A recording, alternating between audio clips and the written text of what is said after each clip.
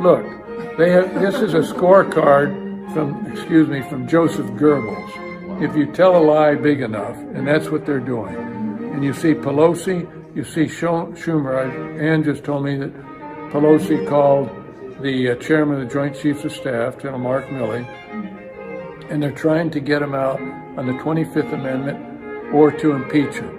Why? Well, because on Wednesday, they took Pelosi's laptop. She's frantic.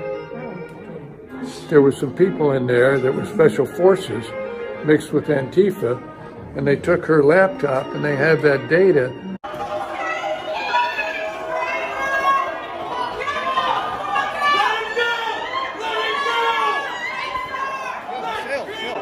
not here to be Antifa.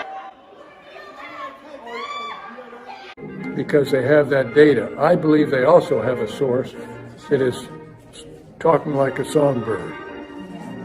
And the president is going to spring that person on us, so it will completely change, because it is someone that has said, I'm not going to do this. This is treason. Remember, this is treason, high treason. Sir, could he use the emergency broadcast system or emergency action message to communicate this? Did you see yesterday that an email went around telling everybody about the emergency broadcast system? So there are those little signals that you see. You see that what I saw was the September 18th or 19th executive order 2018 that if foreigners were involved in the U.S. election, the president could declare an emergency. That means he knew back 2 years ago. Yeah, right. And that's why it's just all come together that COVID-19 was a biological attack.